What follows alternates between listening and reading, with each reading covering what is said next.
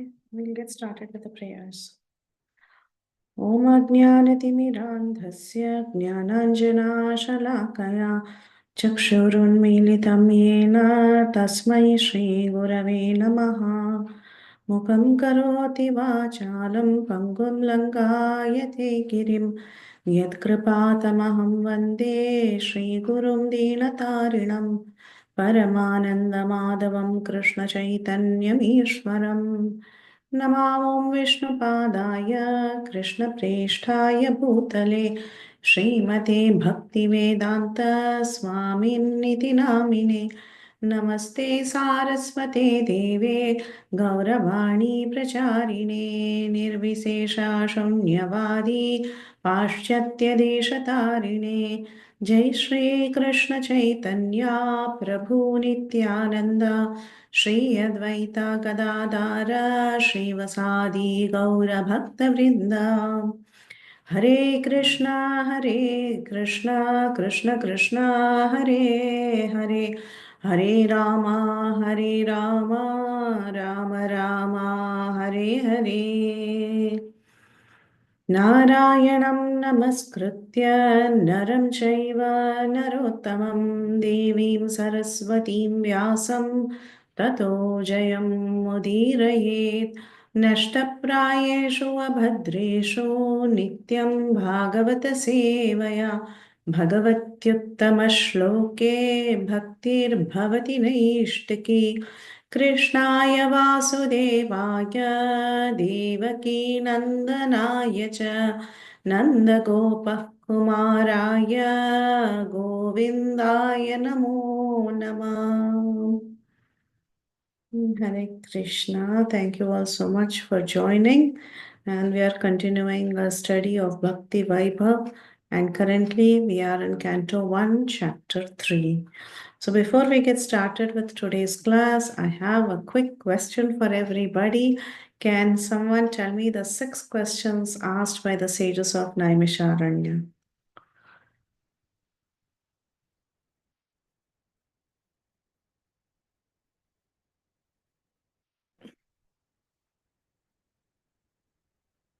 At least one question asked by the sages of Naimisharanya. Yes, Saudhamani. Mataji. Oh, Saudhamani Mataji, then Narahari Prabhu, then Nisha Mataji. Yes. Hare Krishna, Bhakti Dandavat Pranam. The first question asked was, what is the ultimate good for all people? Thank you so much. Thank you, Narahari Prabhu. Mataji's second question is, what is the essence of all Vedic scriptures? Very nice. Thank you, Prabhu. And we have Nisha Mataji. one of the questions was, why did Krishna take birth from the womb of Devaki? Haribol, very nice. Thank you so much, Mataji. Vranda Vaishnavi Mataji, what's the fourth one? Tell us about all the Leela avatars. Very good, Sudarshan. Yes, tell us about the Leela avatars. And Prahladananda Prabhu, you unmuted. Mataji, she's asking about Purusha avatar as well. Purusha People avatars. asking, yeah. Yesterday's class, yes. I mean, previous day's class. And final question, we have Devyangi Mataji. Hare Krishna Mataji, who did the religious religious principles take shelter of after the Lord departed from this Very planet? nice. Very nice. Very nice. Thank you so much. So those are the simple 6 questions. Short question in your exam. Okay. And answers we have found so far to some we found for 1, 2. Then we found answers to third question. Yes. Did we already finish that? No, it's towards the end of this chapter. Right, towards the end of this chapter. Okay. 4th and 5th questions we are addressing right now. Yeah. And the 6th one is what we'll find towards the end of the chapter. Okay. So, yeah. Okay. So, question. Answers to first 2 questions. What's the answer to first 2 questions? Everybody. Yes, Prahlad. Bhakti is the common answer for both the Yes, question. very nice. Bhakti is the common answer to the first two questions.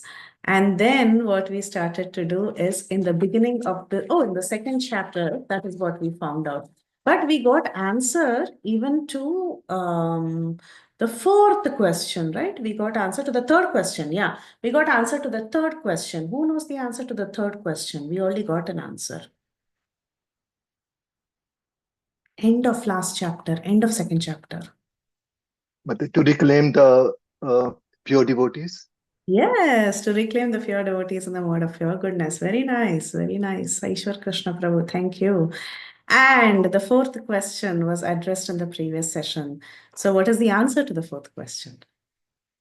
Yes, Nisha Mataji. It was about the Guna avatars. Right. No. Say it correctly. You're there, but the word is wrong. Purusha avatar. Sorry. Correct. Purusha avatar. That Correct. is Karano Dakshay Vishnu, Garbho Dakshay Vishnu, and Kshiro Dakshay Vishnu. Wonderful. Thank you so much. So we have found out the answer who are the Purusha avatars. So what's the next question we should find answers to? Leela avatars. Leela avatars, the most interesting, juicy part, right? At least I find it very interesting. Yeah, very, very juicy portion. All the dry part is covered by Kirtida Mataji already. This Purusha avatars was very dry. Now we have spicy stuff coming up. So let's see what's happening.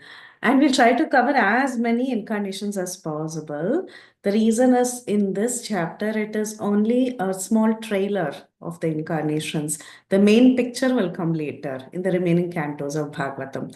So just it's a trailer, so we will try to go a little quick. Don't be alarmed that we're going fast, but it is only a trailer, the way it is presented in Bhagavatam. Okay, so we'll see how much we can do in 1.5 hours. I'm hoping we'll cover all the incarnations that are mentioned, at least the list. If we cannot, that's okay. We'll stop at wherever we stop. Okay. Sa eva pratamam deva kaumaram sargamashrata chachara dusharam brahma brahmacharyam akhanditam. Translation, somebody. Hare Krishna Mataji. Go ahead. First of all, in the beginning of creation, there were the 4 unmarried sons of Brahma, the Kumaras, who being situated in a vow of celibacy, underwent severe austerities for realization of the absolute truth. Yeah. So the incarnation that is mentioned first is the Kumaras. And these Kumaras were the son of Brahma, Manasputra of Brahma. Anyone knows the name of the 4 Kumaras? Sanat, Sanatan, Sanandana, Sanat Kumar. Very nice, very nice. So they were the 4 Kumaras and they were unmarried. They were celibates, they were brahmacharis, urdhvaretas. That means they were Naishtika brahmacharis, okay? So they were young boys. They always remained young boys. They never wanted to grow up. And what did they do? They underwent austerities for what sake? To understand the absolute truth. So in the purport, Srila Prabhupada is telling, the creation of this material world is affected, maintained, and annihilated in certain intervals, which means this creation and destruction happens in a cyclic way. So it goes on happening. And every day of Brahma is called as a kalpa. So every time Brahma comes, he begins to create. Okay, so there are different names for the creations in terms of the particular Brahma, the father of the living beings in creation.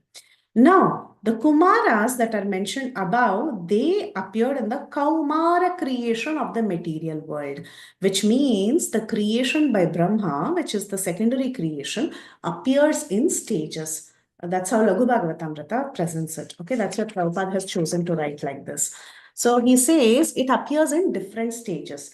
This is the stage of the Kumara creation. That means when in that particular kalpa, when the creation begins, step by step, there are different created living entities by Brahma. So in the first stage, the Kaumara stage, he begins the creation of Brahma. Okay. Next, in the second stage, he would be creating something else. It should be understood like that. Step by step, he's doing creation. Okay. So what are these Kumaras? These Kumaras, they were created to teach us the process of Brahman realization, and they underwent severe type of disciplinary action as bachelors. That means they took up the strict vow of brahmacharya and they were engaged as Jnana Bhaktas. Okay, they were engaged in Jnana. And then later, you all know the story. In third canto, we'll read how they come in contact with Tulsi Devi. They smell the lotus feet of Tulsi. I mean, lotus feet of the Lord that is adorned with Tulsi, and then their heart changes. But they were great jnanis. And they are empowered incarnations. Why are they listed among the Leela avatars? The reason they are listed among the Leela avatars is because they are empowered by the Lord, empowered with Jnana Shakti of the Lord. Okay, so we see, Prabhupada says, before executing severe type of disciplinary actions, all of them became qualified Brahmanas. So this suggests that one must first acquire the qualifications of a Brahmana, not simply by birth, but by quality, and then you can undergo the process of Brahman realization. So it's a nice lesson that we learn from the four Kumaras, that first we must try to acquire the qualifications of Brahmana, then we can try to progress in the path that we have chosen. So first come to the platform of goodness, acquire Brahminical qualities like the four Kumaras, and then proceed. Okay, that was the glimpse of the first empowered incarnation. Now, Dvitiyam, second. Now remember, when Bhagavatam presents it as 1, 2, 3, 4, it doesn't mean they are in order. That is also clarified by all the acharyas. It is not to be taken as it came in order. It is just that Bhagavatam is presenting a list. In that list, Bhagavatam is saying 1, 2, 3. That's all. It doesn't mean that these incarnations came exactly in this order. Okay. Now the second one. द्वितीयं तु भवायस्य रसातलं गतं महीम् उद्धारिष्यन्नुपादत्त यज्ञेशः सौकरं Vapu. Translation, someone? The supreme enjoyer of all the sacrifices accepted the incarnation of a boar, the second incarnation, and for the welfare of the earth, he lifted the earth from the nether region of the universe. Hare Krishna. Thank you, Prabhu. So again, in the third canto, we will read about Varaha incarnation, details about Varaha incarnation, how he appeared twice. Okay, 2 times he has appeared, and we will see further details. So he is considered as the enjoyer of all sacrifices, and in the third canto, there is a beautiful stuti of how he is the enjoyer of all sacrifices. How he is actually the yajna, yajna personified. That is described in third canto, and devotees are offering prayers, devas are offering prayers in glorification of Yajna Varaha. So he is considered the supreme enjoyer of all sacrifices, and this is the incarnation of the boar Sukara. And for the welfare of the earth, what did he do?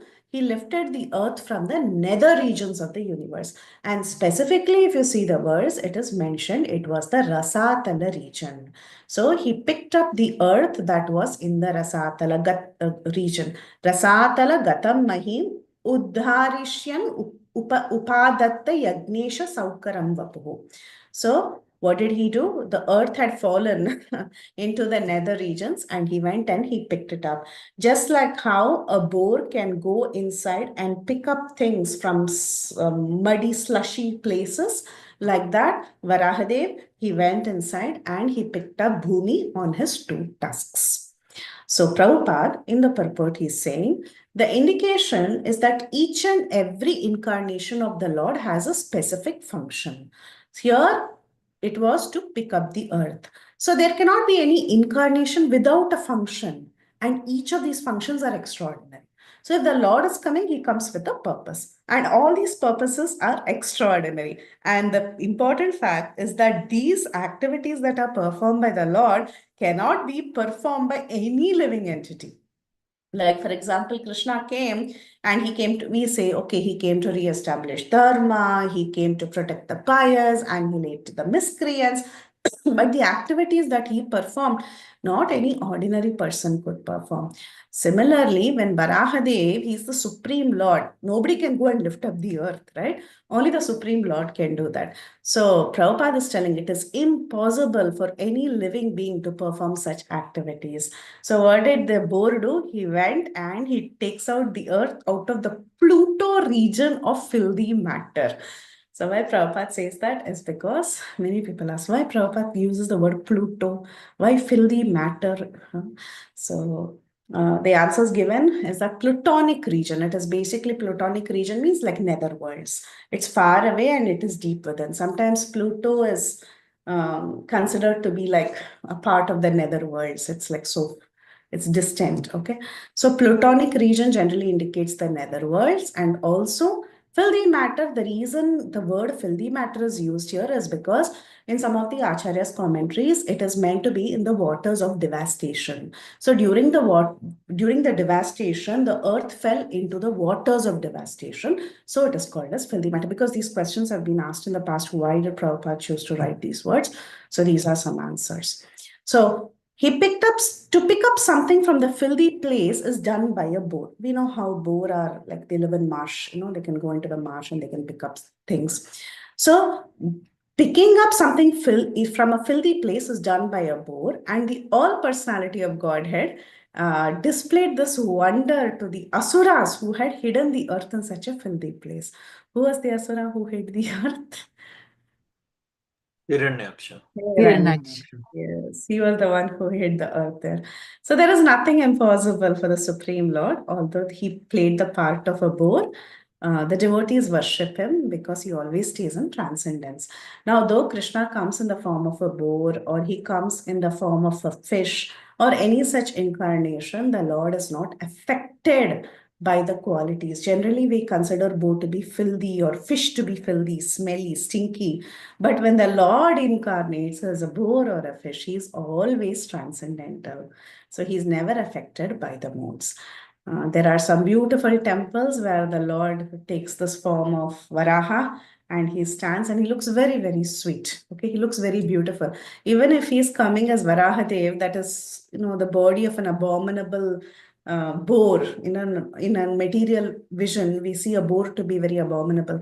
But when the Lord takes the form of a boar, even then he's got beautiful lotus-like eyes, and he's the prettiest boar, or the most handsome and the most beautiful boar in the universe that nobody has seen. So he's always transcendental.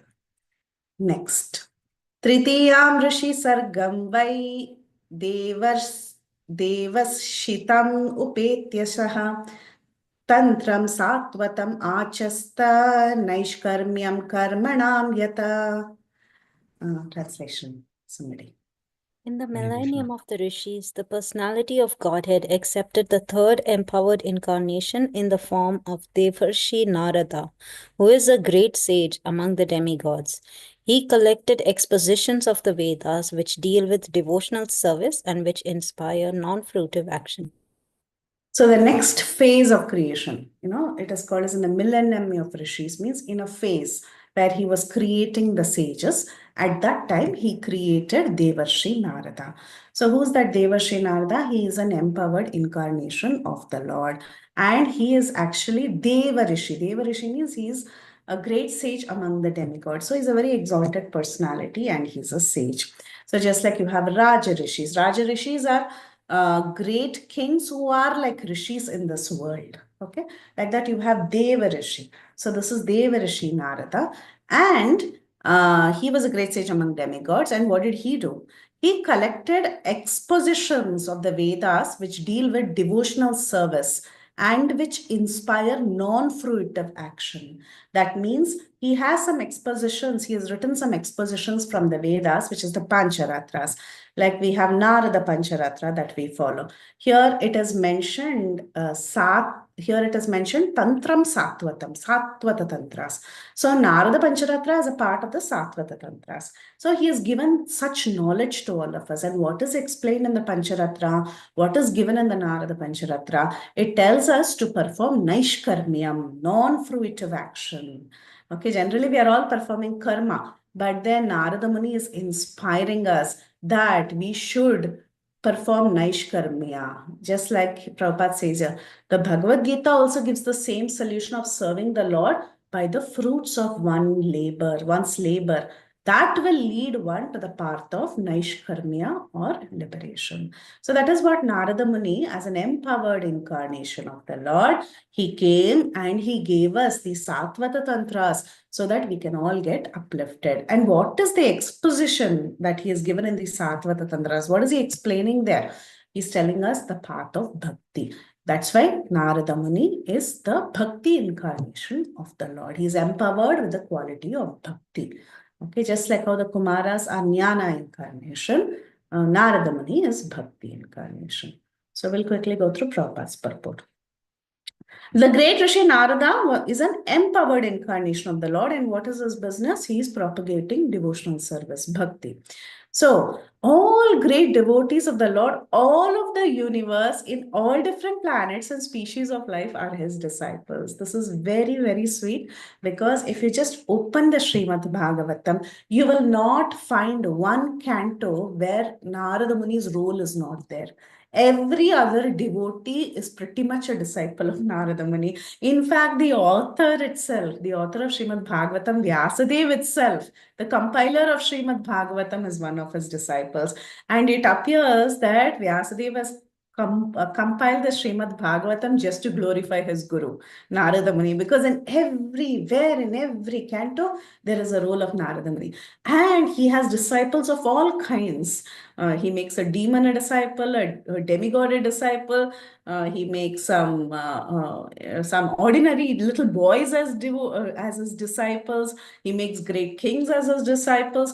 He makes a hunter like Mrigari as his disciple. And then he comes and he inspires everybody. So this is Narada Muni. He's got disciples all over the world. And not only that, he's also the author of Narada Pancharatra. So Narada Pancharatra, where he's training the karmis or the fruitive workers to achieve liberation from the bondage of fruitive works. So generally, we are all very, very attracted by fruitive work because we want to enjoy, right? We want to enjoy. But how are we enjoying? First, we are sweating out.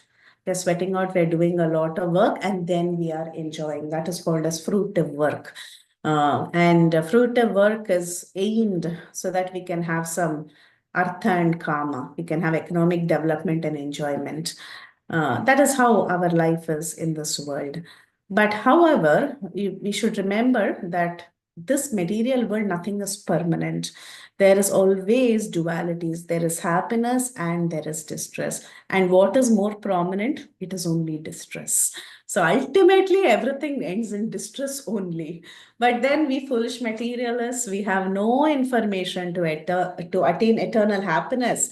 And that is presented by Narada Muni. Narada Muni is coming and telling us, you fool, you are stuck in this mire of material enjoyment, but this material enjoyment, it's called enjoyment, but actually it is only distress. So I will show you the right path of spiritual emancipation. I will teach you what you can do. And such a nice analogy Prabhupada gives. Prabhupada says, the physician directs the patient to take milk in the form of curd for his sufferings from indigestion due to his taking another milk preparation. So generally when there is indigestion because of taking milk, the solution is to take curd or yogurt. That way one can get cured. Another analogy given, why is he giving these analogies? I'll tell you in a minute. Another analogy that is given by Srila Rupa Goswami is that Rupa Goswami says sometimes if there is some toxicity in the body, a mild dose of mercury is given. In ancient times, they used to give apparently, but I know now mercury is banned in many medications. But in ancient times, they would give a very mild dose of mercury to remove toxins out of the body. Just like how some milk preparation, a transformation of milk, which is yogurt, is used to treat indigestion that is caused because of milk. Like that, the disease that we have is because of material conditions in this world. We are attached to material enjoyment in this world. But then this expert physician, Narada Muni, what he tells is, he says, yes, you do fruitive activity, but then offer the fruits of your labor to Krishna. That way you can practice Naishkarmyam. The same activity you do, but then just include Krishna, offer everything at the lotus feet of Krishna. It's just a transformation of your activity. You're doing the same activity, but you're transforming the fruits by offering it to Krishna. Just do that, and you will attain liberation. So that kind of process was taught by Narada Muni. So Narada Muni came to spread devotion. The next one, Turiye, which is the fourth. तुर्ये धर्म कला सर्गे नर नारायणा वृषि भूत्वात्मोपशो मे मोपेतम अक्रौ दुश्चरम तपः. Okay, it should be Bhutva Atma Upashama Upetam. Okay, so that was the word. So, what did the fourth incarnation do? He came as the son of Dharma Kala. Kala means a portion. So, a part of the husband is the wife. She's the better half, right? The wife of Dharma. The wife of Dharma was Murti. Murti was the daughter of Daksha Prajapati. So, in the fourth incarnation, Dharma's wife, son, was Naranarayana Rishi. Okay, Naranarayana Rishi. Bhutva Atma Upashama Upetam. So, what did they do? They came and they controlled their senses. And what did they achieve controlling their senses? They achieved perfection in their penances by controlling their senses. In the fourth incarnation, the Lord became Nara and Narayan. These are twin incarnations, the twin sons of the wife of the king of Dharma. Thus, he undertook severe and exemplary penances to control his senses. So, they perfected tapasya. That is what they did. And Naranarayana Rishis were twins. They are considered as one incarnation. Okay, in some parts of Laghu Bhagavatamrita, Srila Rupa Goswami clarifies that Nara was a Jiva and Narayana was the Lord, but together they are considered as one incarnation, the twin incarnation of who were born of Dharma and Murti. Okay, so King Rishabha, in the purport it is mentioned, King Rishabdev, he comes in the 5th canto of the Srimad Bhagavatam. He advises his sons about tapasya, like Bharat Maharaj and others were his sons. He had about 100 sons. So Rishabdev, he instructed all his sons headed by Bharat Maharaj about the importance of tapasya, voluntary acceptance of a penance. For what? Why are you doing tapasya? To come to the point of realization of the absolute. Penance for realization of transcendence. This is the only duty of human being. Human life is meant for tapasya. That's what he teaches. That is his main teaching. And he himself did it. Rishabdev himself did it, and he taught the world. So sometimes the Lord himself, he comes and he teaches the living entities, because Rishabdev was also an incarnation of the Lord. Prabhupada is telling the Lord is very, very kind to the forgetful souls. Therefore, he comes himself and leaves behind necessary instructions. So what did he do? He taught his sons about going back to Godhead, controlling their senses and perfecting their life. So even Chaitanya Mahaprabhu, he recently appeared for the same purpose, to pick up the fallen souls in this age of Kali, that is called as the iron age of, he says, the age of iron industry. That is the age that we are in. So just like how Rishabdev came and he taught his sons about tapasya and austerity, Sri Chaitanya Mahaprabhu also came and he taught us how by chanting the holy names, we can perfect this life and go back to Godhead. So similarly, this incarnation, Naranarayan, they also taught how one can be austere, control his senses and perform tapasya and eventually attain perfection, understand the supreme absolute truth. Just by doing tapasya, we're not achieving anything. Through tapasya, he's teaching them that you should aim for transcendence. Okay, you should not just leave tapasya there. You should aim for transcendence. So this Naranarayan Rishi, he's still worshipped as Badrinarayan, the Badrikashram temple. Is worshipped there in the range of the Himalayas. So we'll see later in the 5th canto when people in different varshas, they are offering prayers. the people of Bharatavarsha, they would be offering prayers to this particular incarnation, Naranarayan Rishi. Now, Naranarayan Rishi's story, again, it comes in the later chapters when the daughters of Daksha are mentioned. And then again in the 11th canto also, we will find some stories of Naranarayan Rishi. How Brahma was actually, how Indra was once very bewildered, because anybody who does austerities, Indra immediately thinks that his position is at stake and he sends apsaras to disturb them. And then finally, how Naranarayan Rishi, they create hundreds and thousands of beautiful apsaras that would put to shame the apsaras that were sent by Indra. So like that, there is a very nice story in the 11th canto, which we will read further. Okay, Panchama, the 5th one. Panchama Kapilo Nama Siddeshaha Kala Viplutam Provacha Suraye Sankyam Tattvagrama Vinirnayam. Anyone for the translation? I can read, Mataji. Translation by Srila Prabhupada, Jai Srila Prabhupada. The 5th incarnation named Lord Kapila is the foremost among perfected beings. He gave an exposition of the creative elements and metaphysics to Asuri Brahmana, for in course of time this knowledge has been lost. So the next incarnation is Kapila. What did Kapila come and teach us? He taught us the Sankhya philosophy. Sankhya means actually counting. Okay, counting what? Counting the number of elements. So here Prabhupada is telling there is a sum of the creative elements is 24 in all. Sometimes it is counted as 25, but all those details are seen in the 3rd canto. We will go through this entire philosophy. It's a dry subject matter, but we will go through that entire thing. Sankhya philosophy was taught by Kapila. One of the very famous disciples of Kapila was his own mother, Devahuti. But besides that, the Sankhya philosophy was spoken by Kapila even to a person by the name Asuri. His name was Asuri, is what the commentators say. He's called as Asuri Brahmana. Okay, and there is also a side note that there was also an imposter Kapila that is also mentioned in Shastra. Raghu Bhagavatamrita, Rupa Goswami says, he quotes the verse also.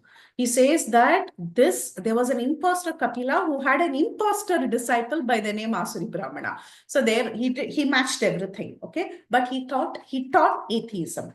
But here, this Kapila, who's non-different from the Lord, his was perfectly theistic, and it was in accordance with what we see in the Bhagavatam. So Prabhupada is telling the sum total of the creative elements is 24 in all. Like I mentioned, according to some counting, it is 25. Details will follow later.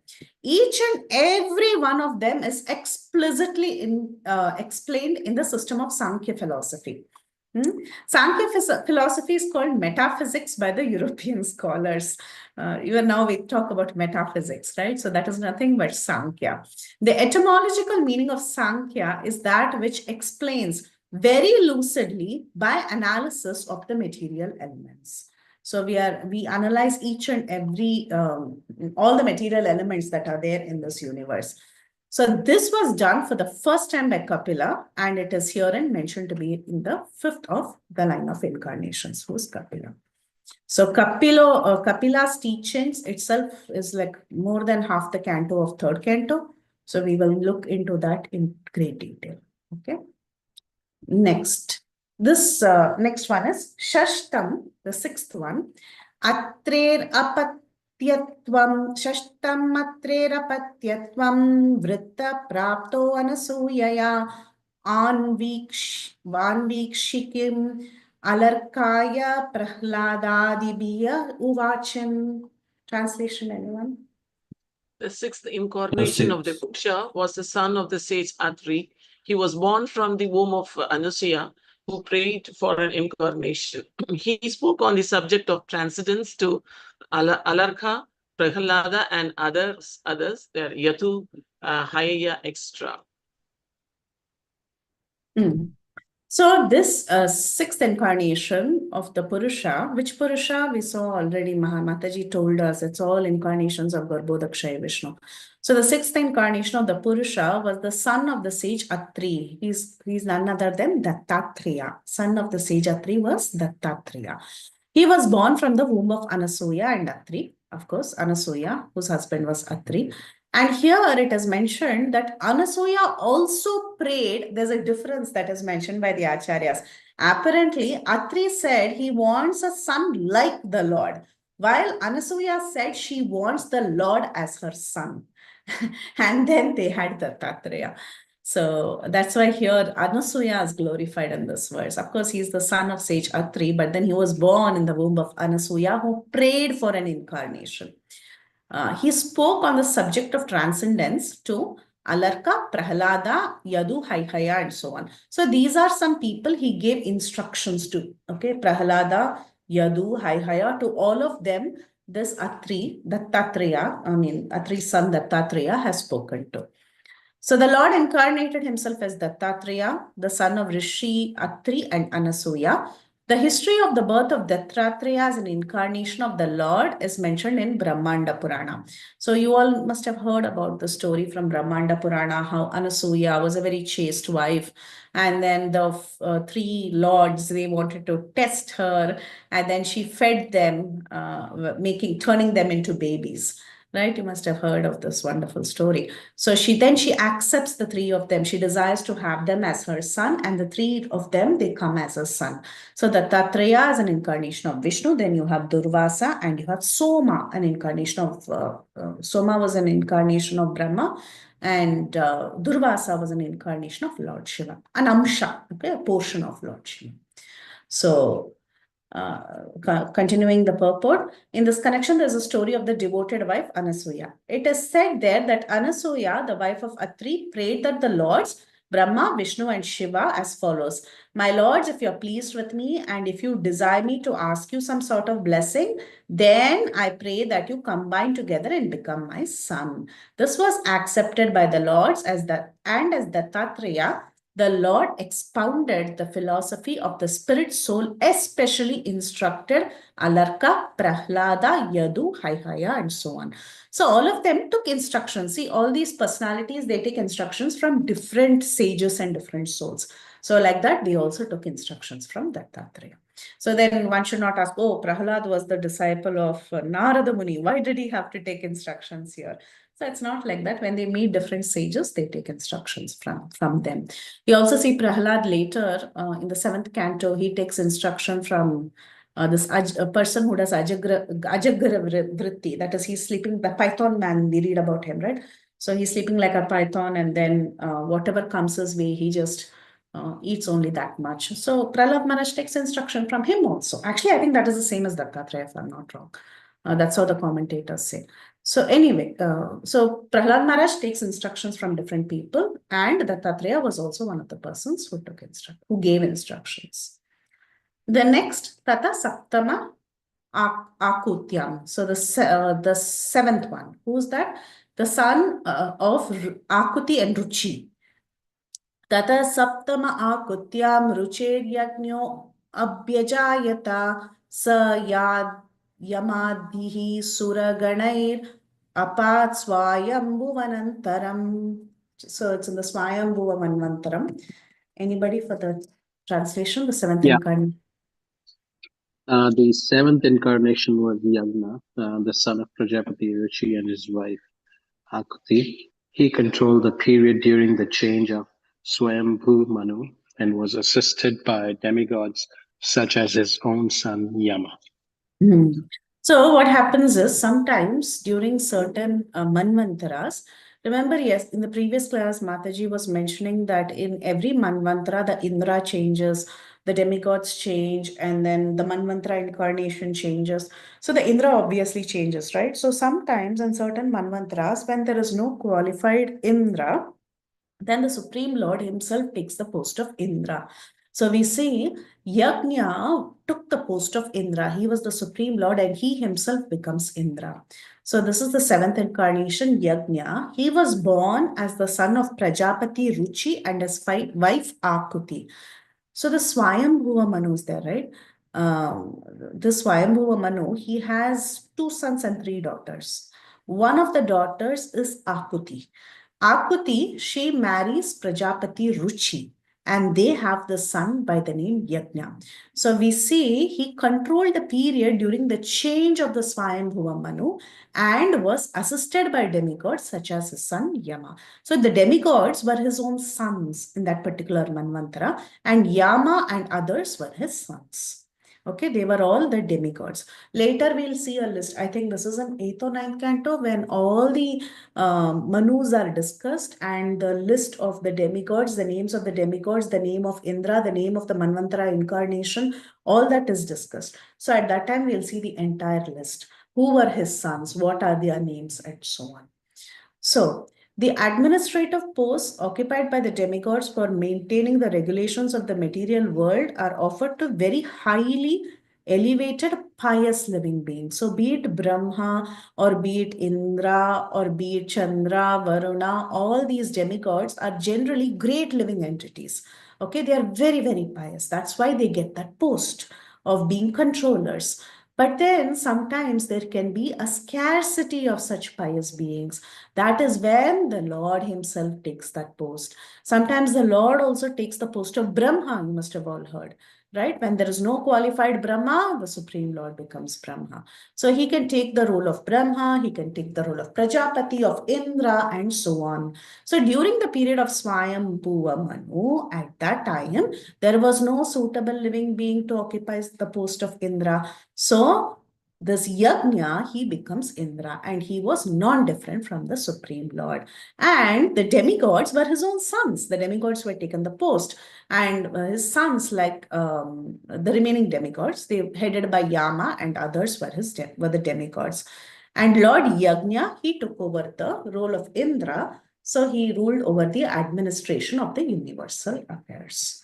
So this was Yajna. He was married to Dakshina. Actually, they were twins, but because Vishnu and Lakshmi, they are never separated, right? So they are always together. So he marries Dakshina, and then they take care of the universal affairs. Next, 13, Ashtami, 8th incarnation. Ashtame meru devayam tu nabher jatavurukrama dashrayan vartmadhiranam sarvashrama namaskritam. Translation, anyone? The 8th incarnation was King Rishabha, son of King Nabhi and his wife Merudevi. In this incarnation, the Lord showed the path of perfection, which is followed by those who have fully controlled their senses and who are honored by all others of life. So this is already introduced to us by Srila Prabhupada in the purport. In one of the previous purports when he was talking about Naranarayana Rishi and he was speaking about austerities. But now specifically the verse calls out Rishabha, King Rishabha. He was the son of the king Nabhi. Earlier, earth was called as Ajanaba. That was the original name for earth because she was ruled by King Nabhi. Later, the son of Rishabha, that is the grandson of Nabhi, was Bharat Maharaj. And then it came to be known as Bharatavarsha. Okay, this earth. So we can see that they were great kings. They were very great kings. Now, Nabhi's son was this great incarnation by the name Rishabhadev. Rishabhadev had controlled his senses. And later, you see, when he retires into the forest, he performs what is called as Jada Yoga, having controlled his senses so perfectly, and he was completely liberated, even in that condition, completely liberated personality. And he came to teach the world how to perform austerities, how to control the senses, and he gives instructions to his own sons. Of course, he's the Supreme Lord, so he performs all these activities by his actions, and he teaches the world. So Prabhupada is telling, the society of human beings is naturally divided into 8 orders and statuses of life. That means 4 divisions of occupation and 4 divisions of cultural advancement, which is the Varna and Ashram, like we know it. Okay. So there are 4 Varnas, right? There are 4 Varnas, Brahmana, Kshatriya, Vaishya, Shudra. And also there are 4 classes, spiritual classes, which is Brahmacharya, Grihastha, Vanaprastha, and then Sannyas. So like this, you have four spiritual classes and also four cultural statuses of life. But however, the sannyas in that spiritual classes or in the ashramas, sannyas is considered to be the highest of all. And the sannyas order also, there are four stages, Prabhupada says. There is Kutichaka, Bahudaka, Parivrajakacarya, and Paramahamsa. So the Paramahamsa stage is considered the highest of all perfection. And there are also purports that describe what Kutichaka, Bahudaka, Parivrajakacarya, and Paramahamsa is.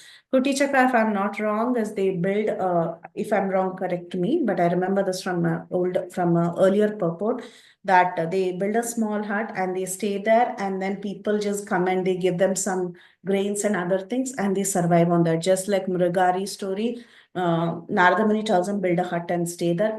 Food will come by its own way. So that is Kutichaka. Bahudaka is they go and they ask for, from house to house, like Madhukari, they do, and then they eat. Parivrajakacarya, he travels all over the universe and he preaches like Srila Prabhupada. And the topmost stage is called as Paramahamsa. So these Paramahamsa, they are not really, they're completely, transcendental. They don't go even from one place to the other. They're very self-satisfied. And they are like, they just do their bhajananandis, and they're very satisfied, uttamadhikaris. So they are the Paramahamsas. So the Paramahamsa stage is the highest stage of perfection. This order is respected by everybody. And Maharaj Rishabh, the son of Nabhi and Meru Devi, was an incarnation of the Lord, and he instructed his sons to follow the life of tapasya. And in that way, they can sanctify their existence and attain spiritual happiness that is eternal and ever increasing.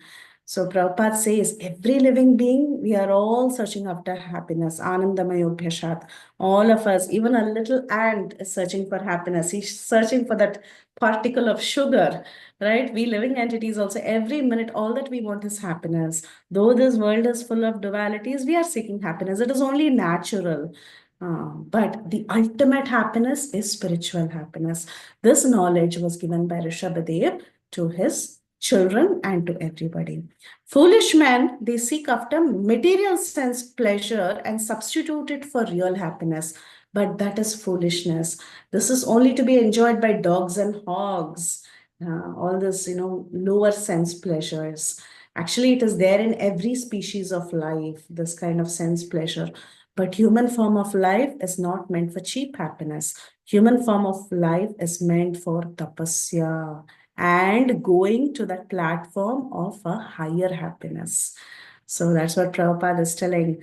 Those who have been trained for abstinence in material pleasures are called as dhira, sober people, because they can control their senses. They are not disturbed by their senses.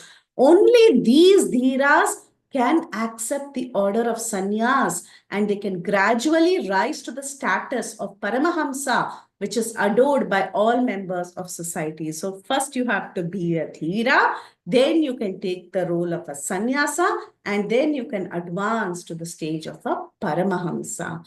So King Rishabha, he propagated this mission, and he was in the last stage, and he was completely aloof from material body needs. So, however, many people later, we will read in the 5th canto, it's very sad. Prabhupada is giving the warning here. He says one should not foolishly imitate such people.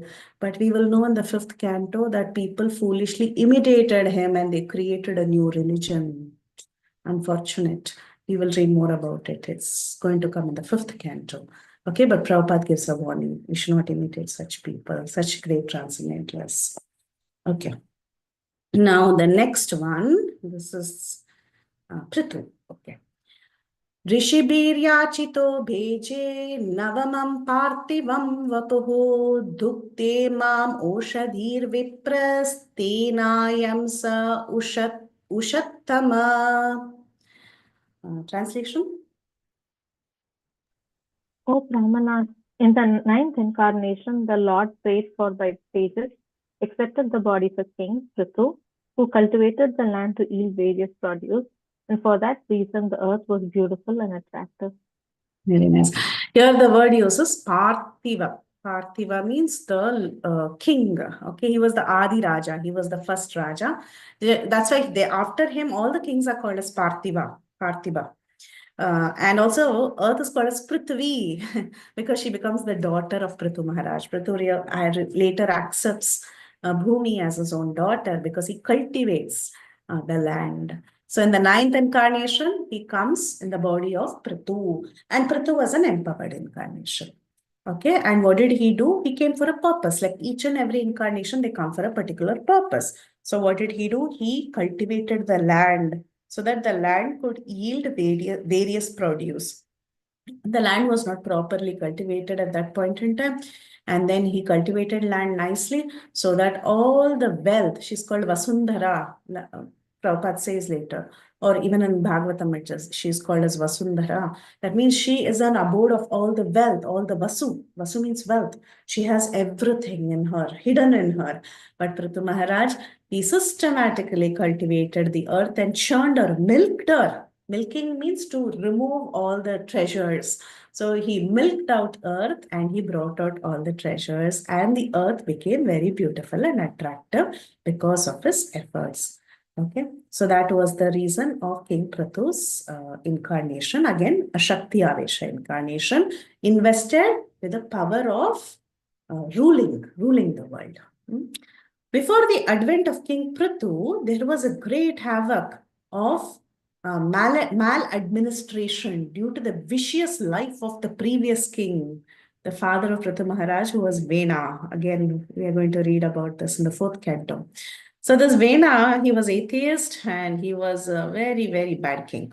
Okay, so the duty of the king is to be pious, but then Vena was not pious. He didn't take care of the welfare of the citizen. He was not a good king. Prabhupada is telling, whenever there is some negligence in the part of the king in discharging his duty, intelligent class of men should dethrone him.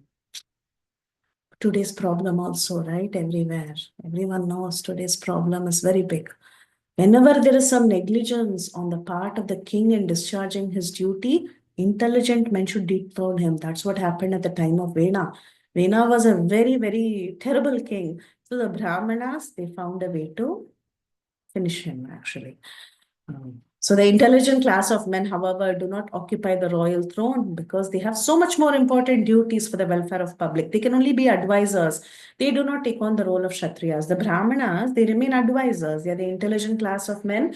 They are giving good advice. But if the king is not behaving properly, they have the right to dethrone the king.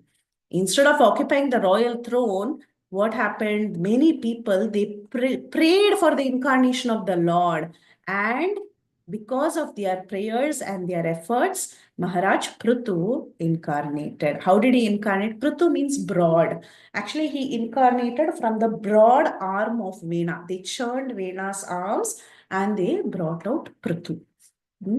So the Brahmanas, with the help of mantras and the churning process, they knew these mantras, how to churn out the DNA or whatever, and invite a soul to reside in that body. So that's what they did. And they brought Prithu Maharaj. Not invite a soul, they invited the Supreme Lord, actually, not any ordinary soul. They invited an empowered incarnation. Okay. So they invited an empowered part of the Lord to come and reside. And that was Prithu Maharaj. So what did Prithu Maharaj do? Prithu Maharaj, he excavated many produces from earth, and thus not only did the citizens become happy of having such a good king, but the complete site of the earth also became very beautiful and attractive. So he ensured all the citizens were well taken care of, and earth also became very beautiful. Earth hides her treasures when impious kings are ruling. But then when the great Prithu Maharaj had come after Vena, the earth became very beautiful and attractive because she was also ready to give. And all this is there in many, many chapters in the fourth canto, which we will read in great detail. 15th. Rupam sa jagrihe matsyam chakshushodadi samplave navi aropya mahimayam apat vaivasvatam manu. Yes, translation. When there was a complete inundation after the period of Chakshusha Manu, and the whole world was deep within water, the Lord accepted the form of a fish and protected Vaivasva Manu, keeping him up on a boat.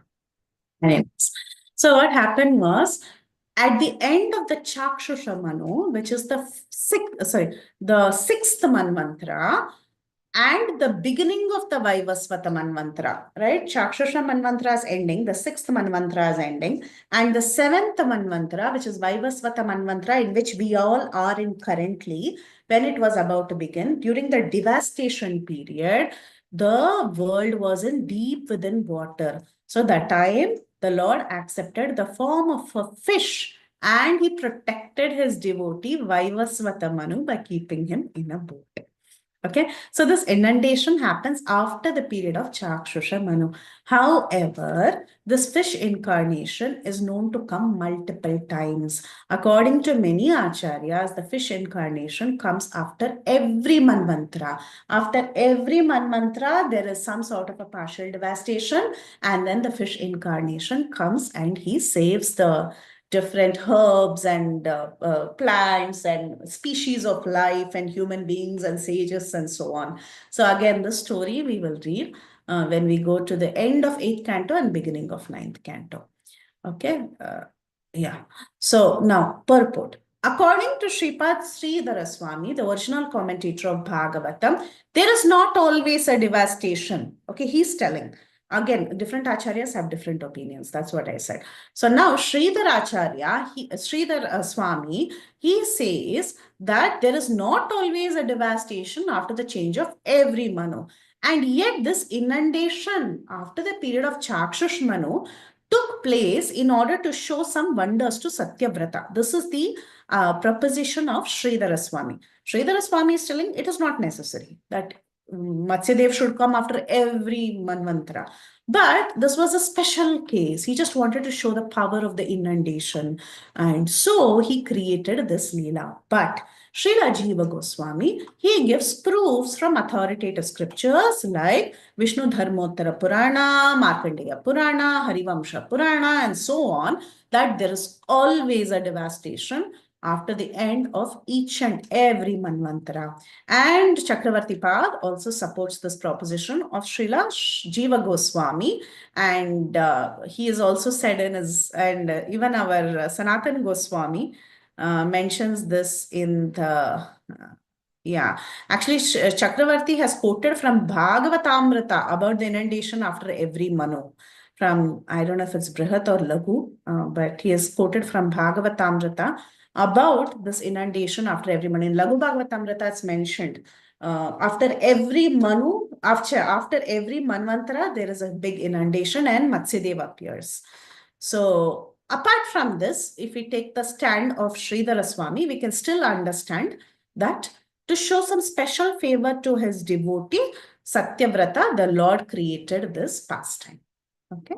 And he incarnated himself.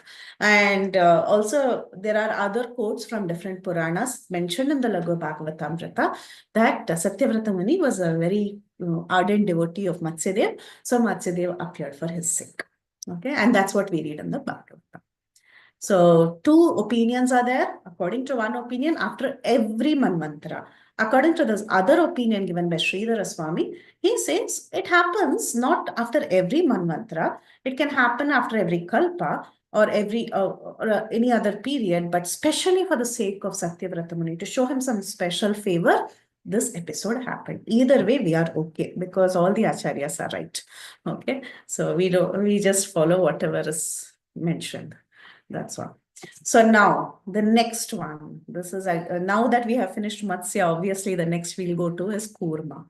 So Sura Asuranam Udadhim Mathannanam Mandarachalam Dhadare Kamata Rupena Prishta Ekadashe Vibhu. Translation, anyone?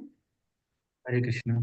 The 11th incarnation of the Lord took the form of a tortoise whose shell served as a pivot for the Mandarachal hill, which was being used as a churning rod by the theists and atheists of the universe. So it is Kamata Rupa. that is tortoise. So he takes the form of a turtle or a tortoise whose shell served as a pivot for the Mandarachala hill. So the Mandarachala hill was the rod, and the Suras and the Asuras, they churned the milk ocean, keeping Mandarachala as the pivot, and Kurma held up the Mandarachala mountain on his shell. And it's very nice and poetic that the reason that the churning happened was because Kurmadev had an itch. He wanted someone to scratch his back. So he just went under and he sat, and the Mandarachala was on him, and the Suras and the Asuras were engaged in resolving the problem of his itch. And as a byproduct, not only was the Lord's itch taken care of, as a byproduct, even nectar was produced. Okay, so purport, you all know this pastime, nothing new. Again, in the 8th canto, this pastime is described in great detail. So once both the Asuras and the Suras, they were engaged in producing nectar from the sea. Actually, it's the milk ocean, and they wanted to attain deathlessness. They wanted Amrit. So they were churning. And at that time, Mandarachala hill was used as the churning rod, and the shell of the tortoise was a good support, because bottom needs some support. If people are churning from top, something has to be steady in the bottom. So the tortoise incarnation, the Lord's tortoise incarnation, went inside, and it became the resting place in the ocean. So next, what else comes from the ocean? Churning of the milk ocean, Dhanvantri, he comes, right? He's the one who has to give us the nectar. So here comes Dhanvantri. Dhanvantaram dvadashamam त्रयोदशमम् एव च अपाययत् सुरान् अन्यान् मोहिन्या मोहयन् स्त्रिया. 2 incarnations are mentioned here, the 12th and the 13th. Anyone for the translation? Hare Krishna Mataji. In the 12th incarnation, the Lord appeared as Dhanvantari, and in the 13th, he allured the atheists by the charming beauty of a woman and gave nectar to the demigods to drink. Beautiful, right? And interestingly, there are 2 Dhanvantari incarnations. The one that came from the churning of the milk ocean, he comes, I believe, during the Chakshush Manvantara. That is when the churning of the milk ocean happened, in the Chakshush Manvantara. And again, in the Vaivasvat Manvantara that we are in currently, there was another Dhanvantari. We will read in the 9th canto. He was born to a king by the name Kashi, and he also comes to inaugurate the medical science. Basically, his thing here is he gives nectar, and he gives the nectar that the Suras and the Asuras are hankering for. And Dhanvantari means immediately we think of medicinal cure, right? So the same thing in the Vaivasvata Manvantara, he comes as a king, son of a king, to inaugurate this medical science of giving the Ayurvedic science to everybody.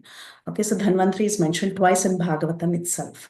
And of course, Laghu Bhagavatamrita also Rupa Goswami speaks about the 2 incarnations.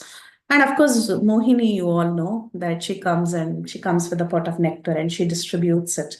She says she distributes it equally, but she will not, and she doesn't. She always cheats.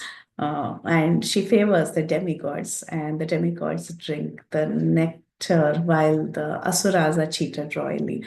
And she takes a Mohini incarnation to allure the atheist who was taken by his external potency. He employed his external potency, but with his internal potency, he actually distracted Lord Shiva. It was a special incarnation, special Mohini Murti incarnation to distract Lord Shiva. That is also mentioned by the Acharyas, that it was a different level of Mohini Murti created by his Atma Maya, just to bewilder Lord Shiva. Because something that can bewilder the Asuras and not bewilder the Devas, how can it bewilder Lord Shiva? That is the logical question that is asked in Bhagavatam. Bhagavatam says, even the Devas, they didn't get bewildered by that Mohini Murti, but only Asuras got bewildered.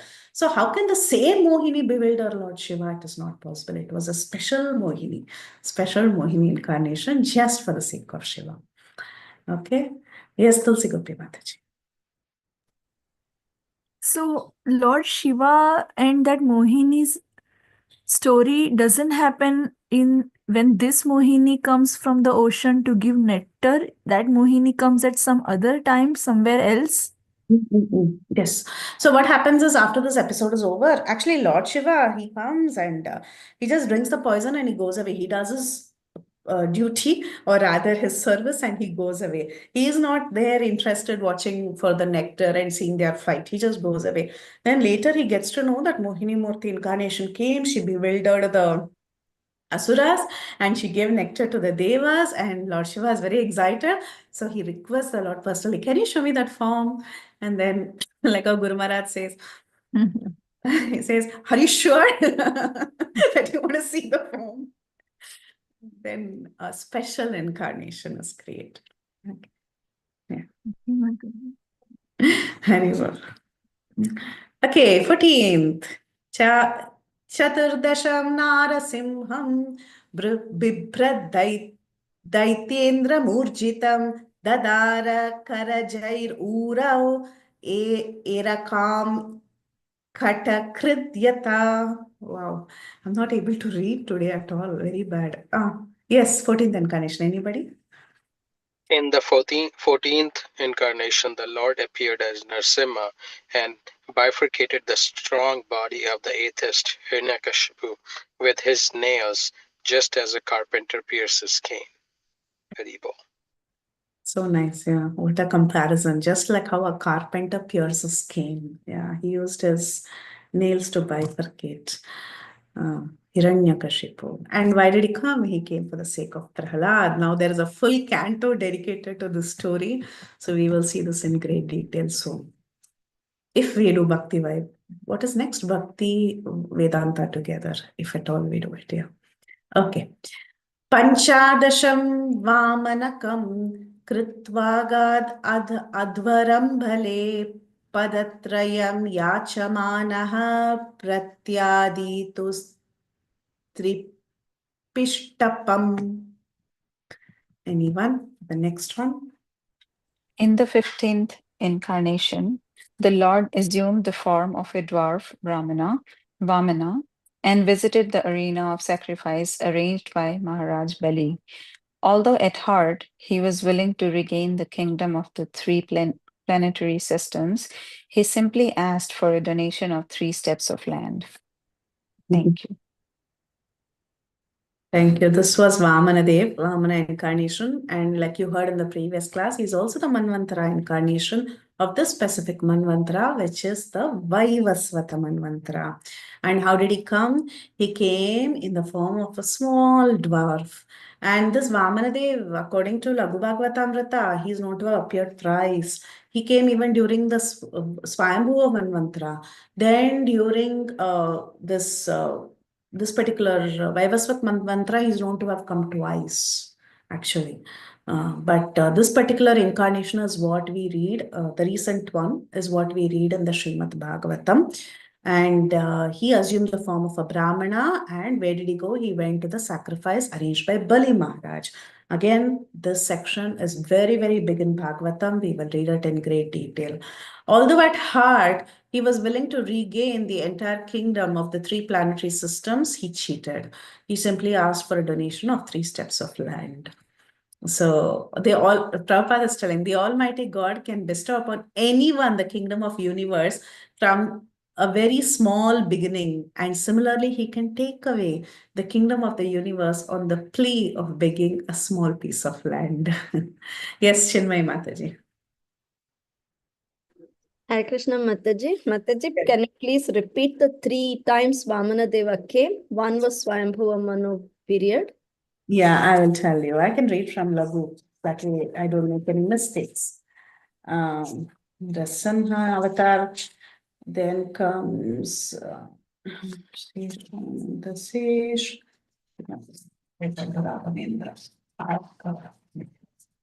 So the first one, I just tell from my memory, then I will read out also once I find the exact words.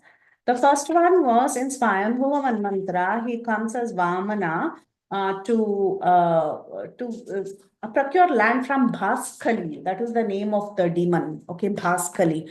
He cheats Bhaskali and he gets the land from Bhaskali. Then the second time he comes in the same Vaivasvat Manvantara, but I think it is in one of the earlier Chatur Yugas. He comes and he, what does he do? Wait. It's all the pastime is very similar. He comes for the same similar purposes. And the third time is when he comes and begs from Bali Maharaj. So I had marked all these different incarnations. I shouldn't have mentioned without keeping the page open. But just give me 1 second, okay? No, Mataji, you're good. Thank you, Mataji. I'm hearing this for the first time. Yeah, even I also. Only when we read Laghu Bhagavatam, that we get ideas about these. So, Padma Puran says Kurma. We finished Kurma, right? Then we finished Dhanvantri. Narasimha also we finished. Vamana, here I read. Lord Vamana accepted chari from Bhaskali in the first Manvantara, that of Swayambhova. The second appearance is mentioned in the Vamana Purana. What did he do, O elegant woman? The Supreme Lord Madhusudana assumed the body of a dwarf and went to the sacrifice of Dundu to beg from him Indra's heaven. Apparently, Dundu had everything. So he went and begged from Dundu and reinstated heaven. Okay, reinstated heaven to Indra. Then the third time Vamana appeared, he tricked Bali into returning Indra's kingdom to him, as described at length in the 8th canto of Srimad Bhagavatam. So the third time he comes. So a lot of Indra has had a lot of problems apparently, and Vamana Dev keeps helping. Okay. So thank you, Mataji. And all the time it's to help Indra only. Okay. Manvantara incarnation. That's what Laghu Bhagavatamrita also says. When he discusses Manvantara incarnations chapter, he says Manvantara incarnation always for Indra's help only. Thank you.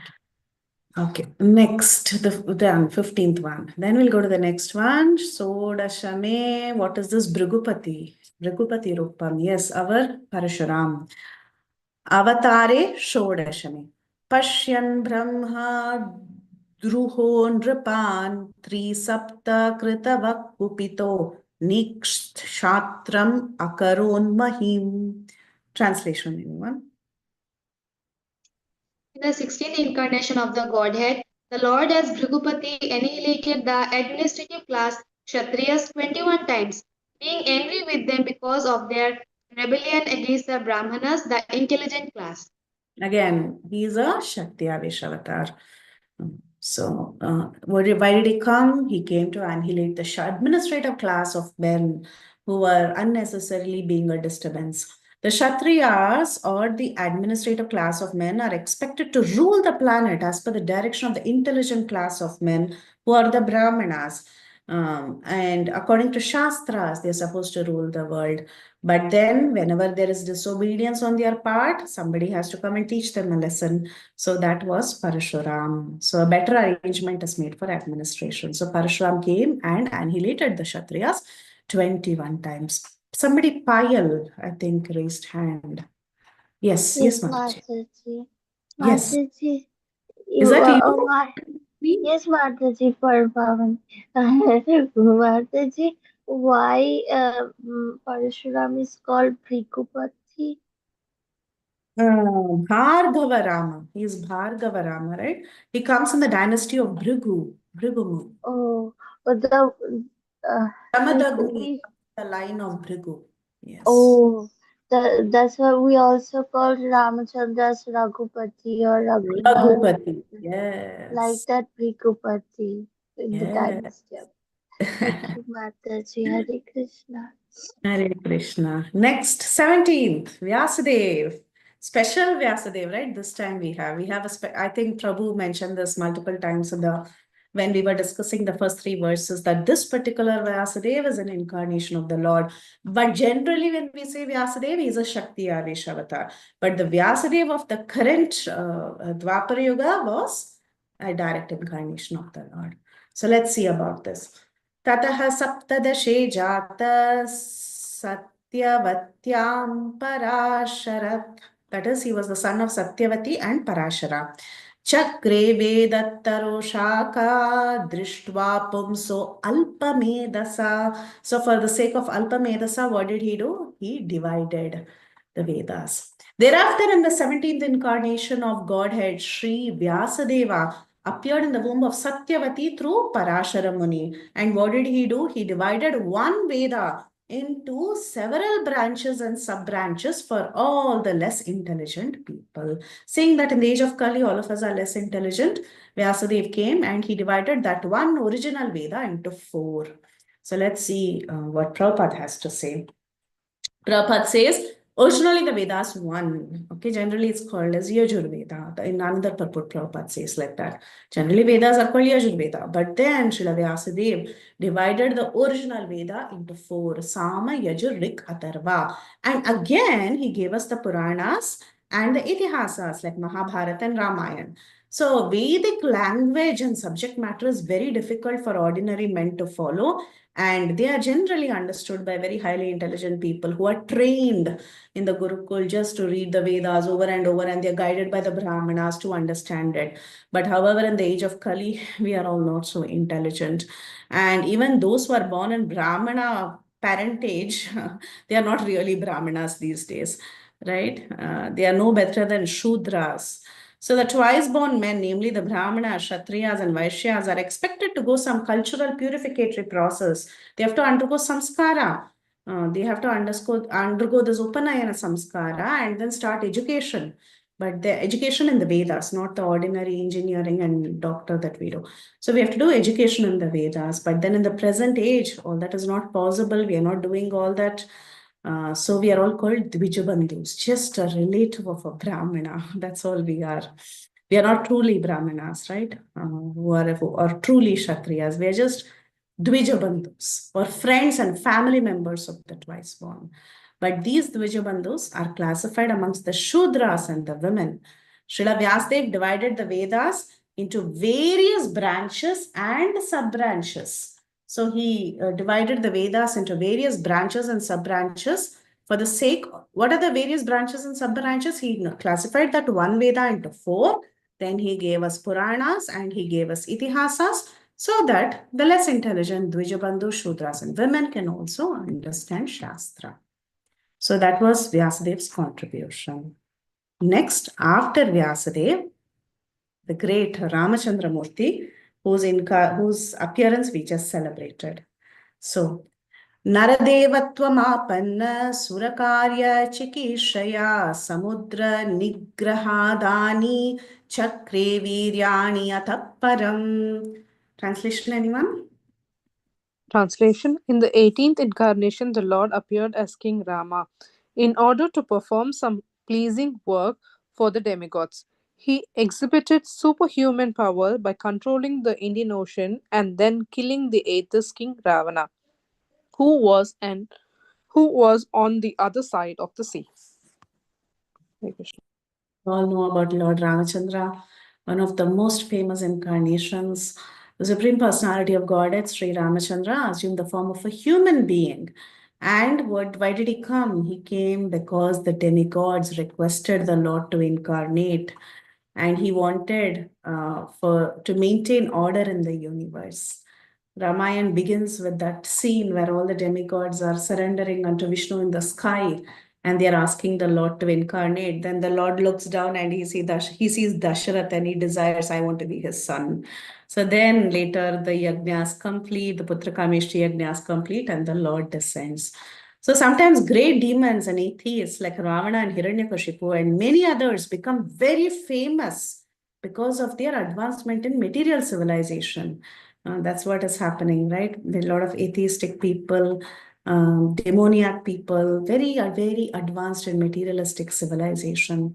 And for example, Prabhupada is telling, the attempt to fly to other planets by material means is a challenge to the established order. The conditions of each and every planet are different. Different classes of human beings are accommodated there for a particular purpose that is mentioned in the codes of the Lord.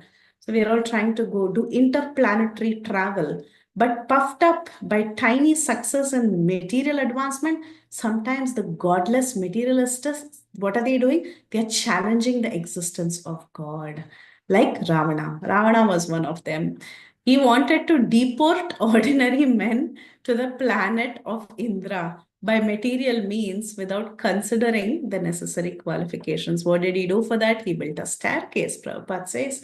He wanted to build a staircase to reach the heavenly planet so that people might not be required to go through the routine pious work necessary to enter that planet. If we have to go to a higher planetary system, what should we do? We should acquire a lot of pious karma and then go. That is the natural order that is set. But then Ravana, he wanted to break the natural order. Rather, he wanted to build a staircase so that everybody can just climb their way up. All the asuras and everybody who are not deserving want to go to the higher planetary system. So he even challenged Lord Sri Rama and kidnapped his wife Sita Devi, right? So even that also happened. Of course, Lord Ramachandra came to chastise this atheist, answering the prayer and the desire of the demigods. He therefore took up the challenge of Ravana, and the complete activity is the subject matter of the Ramayana. One full itihasa for one incarnation of the Lord. And that to 24,000 verses glorifying Lord Ramachandra by Valmiki. So like this, because Lord Ramachandra was the personality of Godhead, he showed superhuman activities. What all did he do? He built a royal road over the Indian Ocean with stones that floated on water. And modern day research scientists, they are doing some research on weightlessness. But look at Lord Ramachandra. He simply built a bridge across the ocean, and everybody crossed that ocean also. So, because of weightlessness in this creation of the Lord, by which he can make gigantic planets fly and float in the air, this is the power of the Lord. He can create weightlessness even in the planets, and he can make them float in the air. Then, what to talk about making small stones float? He's made small stones weightless, and he's made it into a bridge, bridge on the sea without any supporting pillar. So that is the power of the Lord.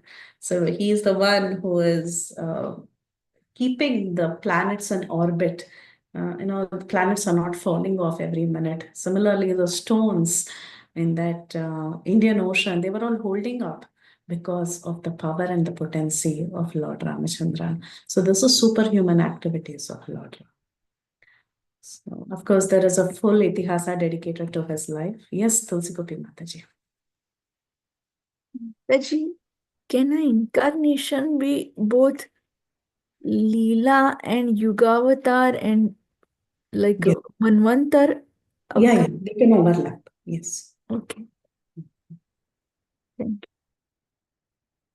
Next, एकोनविंशे विंशति में वृष्णिषु प्राप्य जन्मनि रामकृष्णौ इति भुवो भगवान् अहरद्भरम्. Famous incarnations, even in Swayam Bhagavan is going to come now. Yes. Anybody? Translation? In the 19th and the 20th incarnations, the Lord advented himself as Lord Balaram and Lord Krishna in the family of Vrishni, the Yadu dynasty, and by so doing, he removed the burden of the world. So now the usage of Bhagavan comes. All this while, this usage didn't come at all. Now finally Bhagavan has come, Swayam Bhagavan, who is Sri Krishna. So Prabhupada is telling the specific mention of the word Bhagavan in this text indicates Balram and Krishna, they are the original forms of the Lord. Nowhere else this word was used. Swayam Bhagavan, this will be explained later. Later, systematically, Etechamsa Kalapamsha, the Paribhasha Sutra of Srimad Bhagavatam mentions. See, we mentioned so many different kinds of incarnation, but remember, Bhagavan Swayam is Sri Krishna.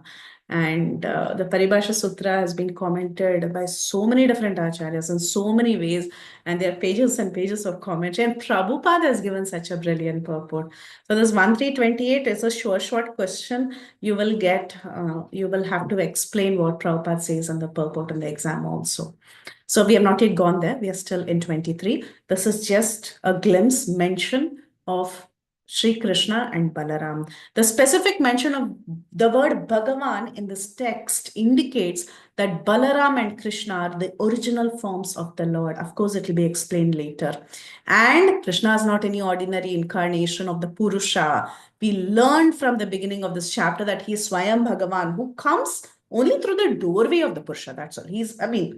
Even if someone says Krishna is an incarnation, we should understand that he's only coming through the doorway, but he is Swayam Bhagavan. He is the source of all the incarnations. From Krishna, the first expansion is Balaram, then you have the first Chaturvyuha, then you have Narayan, then you have the second Chaturvyuha. From the Sankarshan of the second Chaturvyuha, you have Mahavishnu, and then from Mahavishnu, you have Garbhodakashayi Vishnu and Kshirodakashayi Vishnu, and all these incarnations are coming from the Garbhodakashayi Vishnu. But however, you should understand Krishna is actually the source of all these different forms of the Lord. He's directly the original personality of Godhead, and Balaram is his first manifestation. From Baladev, of course, the planetary expansions, the first Chaturvyuha, Vasudeva, Sankarshana, Aniruddha, and Pradyumna expand. And Lord Sri Krishna is Vasudeva and Baladeva is Sankarshana. They are non-different. Okay, so that was a glimpse about Krishna and Balaram, but we'll see more. Yes, Tulsi Gopi Mataji. Mataji, this Chaturvyuha, is that part of Bhagavad Gita that I will understand later, or I know that it's repeated many times that these after Balram, these Chaturvyuhas, and then Narayan is the second Chaturvyuha, and then the Mahavishnu, right? So where is this explained in our Bhakti Shastri scripture, like books? I mean, I've seen the chart. I mean, I've heard, but I just don't know where. Have I No, it will be there in Bhagavatam itself. We will do it soon. It is there in Bhagavatam itself about Vasudeva, Sankarshana, Aniruddha, Pradyumna. And then, of course, there is a detailed explanation in Brahma Samhita. And then the Goloka chart is a presentation from different sources, Mataji. From different sources, they have put together the Goloka chart. But Bhagavatam verses are also a praman for it. Okay? Okay. Also, it will come, means we have not covered somewhere that. Yeah, but it has come. Yes, okay, thank you. And also, it may not be in the exact structure that it is shown in the Goloka chart. That's what I'm trying to say. Some portions are there in Bhagavatam where it does speak about Vyuha forms and all that. But then the exact structure that is shown in Goloka chart is an amalgamation from different sources. Okay, thank you. Okay. Next. Tatah kalau sampravritte sammohaya suradvisham buddho namak anjana sutaha kitakeshu bhavishyasi. Yes, anybody? Then in the beginning of, Then in the beginning of Kali Yuga, the Lord will appear as Buddha, the son of Anjana, in the province of Gaya, just for the purpose of deluding those who are envious of the faithful theist. So now this Buddha, he is not technically, this Buddha appeared, I think 2000 years after the advent of the age of Kali. And he is generally not identified as the famous Siddhartha Gautama Buddha. This Buddha appeared much before him. Okay, there is another Buddha that we will hear in the second canto. There in the purport, Prabhupada says that Buddha was from a different Chatur Yuga. But we should understand in every Kali Yuga, there is a Buddha incarnation. And there can be multiple Buddhas. Why can there be multiple Buddhas? Buddha means an enlightened person. But not all the Buddhas are an incarnation of the Lord. Okay, this Buddha is an incarnation of the Lord. In the age of Kali, you will have Buddha incarnation, who's an empowered incarnation confirmed by Prabhupada in multiple places, empowered by Vishnu. But this Buddha that is mentioned in Bhagavatam is an empowered incarnation of Vishnu. Later, there were many people known as Buddhas. They were all enlightened people following that atheistic philosophy. But in the beginning of Kali Yuga, the Lord appears as Buddha as the son of Anjana. In some commentaries, it is also mentioned that his father's name was Ajina. In some commentaries, we see mother's name is Anjana. In some other commentaries, it is mentioned that his father's name was Ajina. Okay, and all of them accept that he was born in the province of Gaya. And why did he come? What was the purpose? To delude those who are envious of the faithful theist. And all of you know the reason why Buddha came. Prabhupada also mentions that that there was a lot of deviation in the name of animal killing in the Vedas. So Buddha had to come and he preached non-violence. So he did not encourage people to follow the Vedas because many people were adhering to the Vedas and pointing to the Vedas, saying the Vedas are encouraging animal killing. So I also want to do animal killing. So Buddha, he came and he said, okay, don't follow the Vedas. And he preached non-violence. Now, we do not worship Buddha because he is against the Vedas and he taught atheism.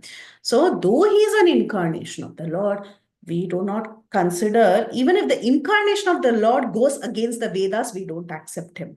So our chastity is to the Vedas, to the Vedic scriptures. Okay. So, of course, it is to the Lord also because the Lord is the one who has created the Vedas. Anyway, yes. So it is mentioned that, yes, Divyangi.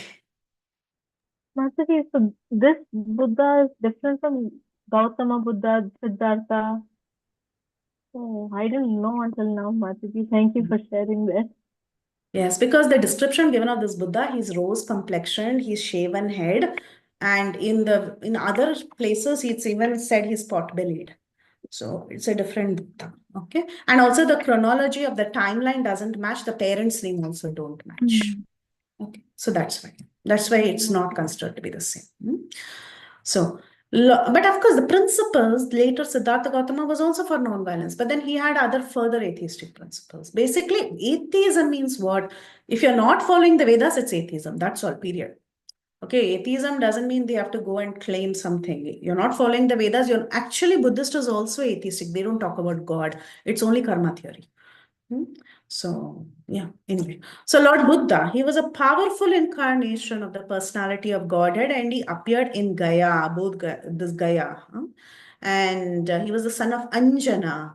And he preached his own conception. It was not from Shastras, it was not from Vedas, of non-violence. And he deprecated the animal sacrifices mentioned in the Vedas. It was the need of the hour, so he came. So when he came, people were only interested in animal flesh. So they were doing this Vedic sacrifice and animal killing was done unrestrictedly. So Lord Buddha, he came and he preached non-violence. And he came because the less intelligent men in the age of Kali did not have faith. They followed this principle of non-violence and that became their religion. Okay.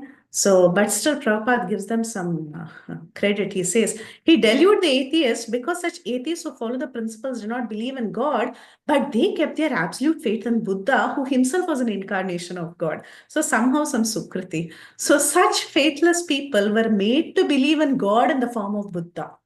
Though the philosophy is atheistic, they are very, very loyal to Buddha. Okay. And therefore they get credit. Because Buddha is an incarnation of Lord. That is the mercy of Buddha. He made the faithless faithful to him. So that was the twist there.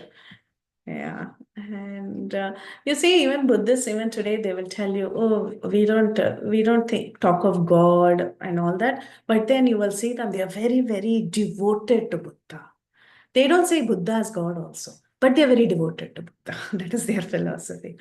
So anyway, killing animals was very prevalent in the initial timeline of Kali Yuga because it is mentioned in the Vedas. But then, of course, Buddha comes and he discourages them and he told them that you don't even have to follow the Vedas. But then we should understand that the goal of the Vedas is actually to understand the Supreme Lord. Vedaischa sarve rahameva vedya, right? So Veda's ultimate aim is not to promote animal sacrifice. Rather, the aim of the Vedas is to show Krishna, show the Supreme Lord. But then people were very, very deluded. So therefore, Buddha had to come and he came for this particular purpose. So he's such bewildered atheistic people, Lord Buddha is an emblem of theism. And therefore, he wanted to check that propensity of animal killing. So Prabhupada says about animal killing, and he also says the subject matter was discussed in the conversation between Lord Chaitanya and Chandkazi. very nice section of Chaitanya Bhagavat where the first civil disobedience movement was started by Sri Chaitanya Mahaprabhu. Chaitanya Mahaprabhu marched and he challenged Shandakazi. And of course, he talks to him about killing of cows and all that. So like that, this philosophy of non-violence is good, but there is a higher philosophy that is the acceptance of the Supreme Lord. So you can read this purport. And one point that is important for us to know is that it is mentioned that in the future Buddha will come. He is going to incarnate in future tense. That means Srimad Bhagavatam was composed before the incarnation of Buddha. In the beginning of Kali, Lord will appear in future tense. Okay, so that is the brilliance of Srimad Bhagavatam. The prediction was already made. But we have to stop here. Oh yeah, Kalki is there. Can I talk about Kalki 1 minute? I'll just finish Kalki. Give me 2 minutes. That way we are done with incarnations. Thereafter, at the conjunction of 2 yugas, the Lord of creation will take birth as Kalki and he'll become the son of Vishnu Yashas. Okay, that is the name of the father. And at this time, all the rulers of earth will become degenerated to plunderers. That will be the situation at the end of the age of Kali. This is also a futuristic prediction because when Bhagavatam was written, Kalki had not incarnated. Now also he's not incarnated. For us also it's future. So he will come during the conjunction of the 2 yugas of Satya and the end of Kali Yuga, which is at the end of 432,000 years. Only 5,000 years has passed in the Kali Yuga. We still have so many years, 427,000 years to go. So at the end of this period, as foretold in the Srimad Bhagavatam, this Kalki will come as the son of a Brahmin by the name Vishnu Yashas in the place called as Shambhala. And then, as above mentioned, all these foretellings prove that these events are going to happen. This is the authority of Srimad Bhagavatam. That's all. We stop here, verse number 25. So from from Tuesday, Mataji will cover about these important verses, especially I think 28 will take a long time. It's also an important question in the exam. And I don't know if she can finish the chapter. Okay, we'll stop here. Sorry for holding you up. Hare Krishna. Whoever wants to drop, please drop. It's 9:05 now. Any questions? I think questions are also covered. Tulsi Gopi Mataji. Mataji, in this last 25th verse that we read, it's mentioned chronological order. So what we read were the incarnations in chronological order. No, they were not in chronological order. Prabhupada is telling in chronology, it is mentioned that in the future also it will be there. That's all. Future, see past, present, future, like that chronology. Don't take it to be every incarnation is in pakka chronology. It's not like that. But yes, some are, somewhat, it's spaced out. Like it goes from one manvantara to the other. Some happened in Chakshush manvantara, some happened in Vaivasvat manvantara, and the initial few incarnations that were discussed were in Swayambhu manvantara. But it may not be the exact order. Okay. And last class we read about Mataji explained that the glance of Vishnu is called Shambhu. Is called Shambhu. Is that what is also called Sadashiva or? So Shiva Tattva, how it starts is in the spiritual world, in the northeast corner of that Vaikunta, there is a place for Lord Sadashiva. And it's a part of Vaikunta, okay? That is the eternal Sadashiva. From that Sadashiva comes the glance of Mahavishnu, who is called as Shambhu. And then within the material world, the Lord expands as the 11 Rudras. The Rudra that comes from the middle of the forehead of Brahma, because of him being angry, that Rudra, he becomes 11. Those are the 11 Rudras within the universe. So the Shiva Tattva, it comes that way. Okay, thank you. Yeah. And Divyangi Mataji? Like I've always wondered how these yoga transitions work. So then how the yoga transitions, Mataji? So like when we go from Satya to Dwapar to so Satya, Treta, Dwapar to Kali, things gradually deteriorate. So, so that I understand. But how establishment of Kali Yuga? I mean, Satya Yuga happens after Kali Yuga, like because like here we live for 100 years, they live for hundreds and thousands of years. How does that transition happen? It's very gradual, Mataji. It's very, very gradual. It's not like after this day, sudden changes will happen. Still, some aspects of Dwapara Yuga qualities will be there in people, even in the beginning of Kali Yuga. Gradually, it will decrease. The decreasing part is like things and strategy, but from the end of Kali Yuga to Satya Yuga, so things have to kind of restore, right, Mataji, from Kali Yuga to back to Satya Yuga. Yeah, so there is the Sandhi period, right? In that Sandhi period, it's quite long. That Sandhya period is quite. In that Sandhya period, gradually it comes to that point of the next Yuga. And also I have another question, Mataji. So here, like we spoke about some empowered incarnations like Ritu Maharaj, Kumaras, Narada Muni. So they also fall into the category of Shakti Avesh Avatar, right, Mataji? Because they're empowered.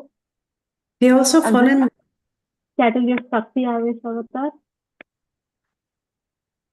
Shakti Avesh Avatar. Are you able to hear me, Mataji? Yeah, so they are Shakti Avesh Avatar only, right? I didn't understand the question. Because I thought we were talking about Leela Avatar here. Oh, yeah. There is overlapping between categories. Even these two. Okay. Definitely. And Shakti Avesh Avatar are always like, usually they are Jiva Tattva who have been invested with the potency of the Lord. So there is two, Swayam Avesha and Shakti Avesha. Swayam Avesha means the Lord himself empowers an expression of the Lord. And then you have Shakti Avesha as a Jiva. Got it, Mataji. Thank you, Mataji. Thank you, Mataji. Ekambara sorry, Padmini Mataji, sorry. Hare Krishna Mataji. So thank you for that rapid fire sessions. It was so crisp and clear, Mataji. However, I needed one additional information about this Shiva Tattva. Where do we get more information about it? Again, it is spread throughout the Srimad Bhagavatam. Okay, Mataji. Beyond that, we are now interested in that reciting. We have almost by hearted, but then the recitation should have the meanings also along with the recitation. That clarification I need, Mataji. You want only the sloga recitation or the a little bit of what is the meaning or like of the sloga also should be included. I didn't get it right, Mataji.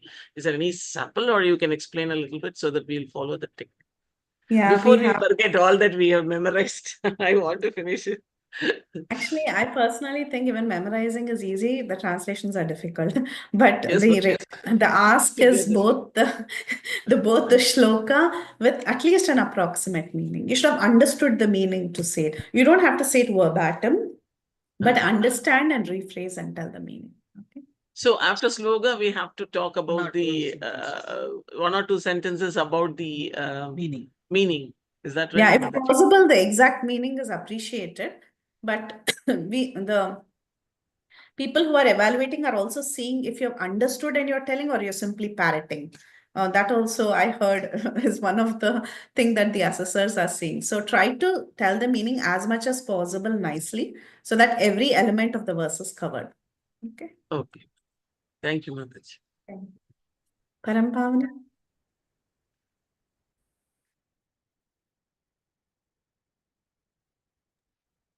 Sorry, Mataji.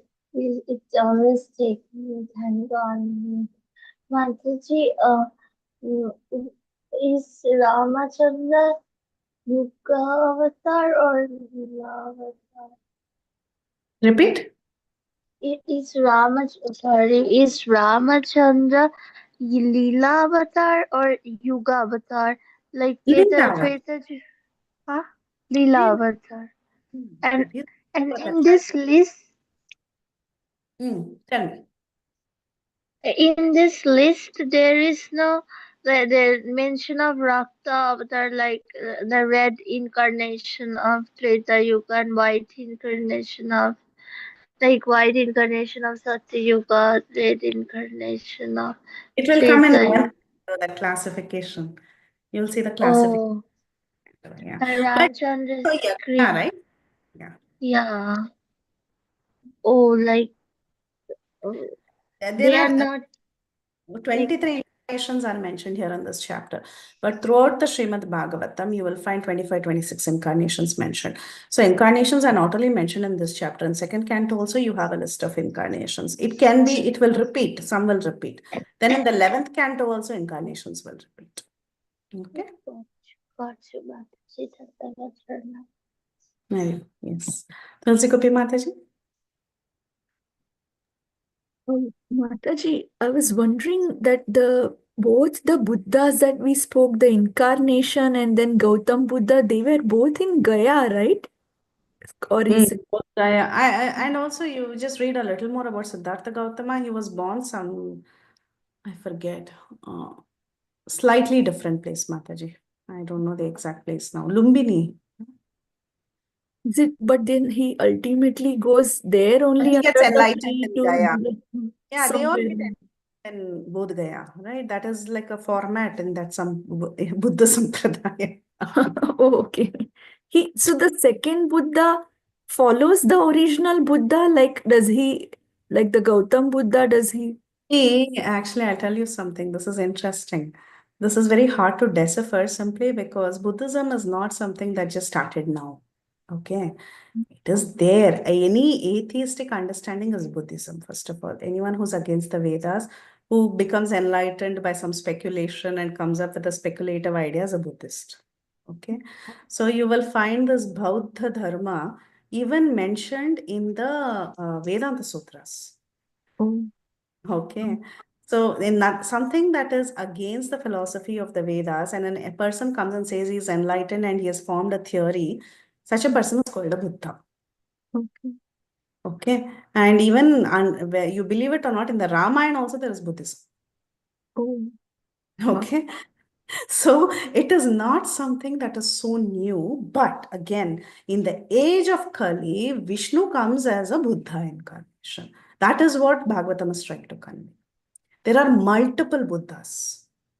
So this word Buddha has been there for a long time in Buddhism, religion, the religious, the ideology has been there for a very long time as well.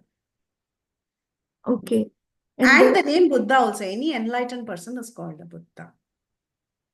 Self-enlightened without the Vedas. उसको बोध हो गया है, like that. Like that. So there are so many Buddhas then, right? Siddhartha Gautama was a famous person who became so widespread. His teachings were widespread. But in the age of Kali, in every age of Kali, Rupa Goswami is telling there will be one empowered Vishnu incarnation, a Buddha incarnation. That Buddha incarnation is mentioned here. His features are mentioned, etc. His mother's name, Anjana, his father's name, like that, things are mentioned. Okay. And his purpose was to encourage non-violence and discourage animal slaughter. And they don't have any parampara kind of thing, I guess, right? To follow the original Buddha. In today's world, Buddhism is so mixed up. Where's the question of non-violence? It's full of meditating only in so many places. And there is Shakyayana, Mahayana, so many branches of Buddhism. Everybody have one branch follows Siddhartha Gautama very strictly. Another branch follows some tantra from, they adapt a little bit from the Vedic scriptures and they have their own theory. Like the Mahayana Buddhism, I think, is Tibetan Buddhism. So that is a little different. So I don't know what Sampradaya exactly it comes under.